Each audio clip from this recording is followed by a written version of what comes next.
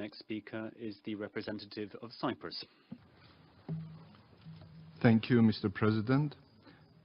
Cyprus aligns itself with the statement delivered earlier by the European Union and wishes to make the following remarks in its national capacity. Mr. President, we would like to thank the Venezuelan Presidency of the Security Council for giving member states the opportunity to exchange views on the Charter of the United Nations, 71 years after the organization's foundation. Cyprus attaches utmost importance to the UN Charter, considering it to be the foundation stone of international law. In your concept paper, you reminded us of some of the significant achievements of this organization, most notably with regards to the promotion of human rights, decolonization, and economic and social development. You also stressed, however, that at times the UN has failed to live up to the expectations of the world's peoples. We fully share this assessment based on my own country's experience.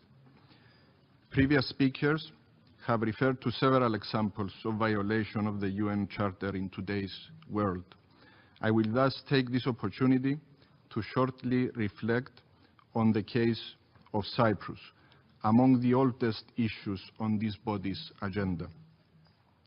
Cyprus joined the United Nations immediately following its independence from British colonial rule in 1960. It has since remained a steadfast supporter of the organization and the international legal framework it provides, despite having witnessed firsthand, from a victim's standpoint, several violations of the UN Charter on international peace and security and regarding its sovereignty and the non-use of force. There are several Security Council and General Assembly resolutions validating these violations. Notwithstanding these numerous resolutions and repeated efforts to resolve the Cyprus question over the years, the situation has remained unchanged since 1974, with 37% of the island's territory still under foreign occupation by Turkey. We acknowledge the need to look to the future. In this regard, we remain cautiously optimistic that the current process of negotiations under the auspices of the Good Offices mission of the UN Secretary General will finally lead to a successful outcome on the basis of the relevant Security Council resolutions and in line with the principles of the European Union, to which Cyprus is a member. For that successful outcome to materialize, however, all parties involved, in particular those that constitute the source of the problem, need to acknowledge and assume their responsibilities and refrain from actions that constitute further violations of international law.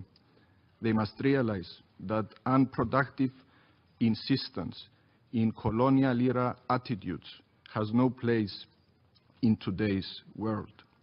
Mr. President, the UN Charter calls inter alia for saving succeeding generations from the scourge of war, reaffirming fundamental human rights, justice and respect for international law, promoting better standards of living together in peace. These principles should be our torch everywhere in the world where problem continues to exist. I thank you, Mr. President. I would like to thank the representative of Cyprus. The next speaker is the representative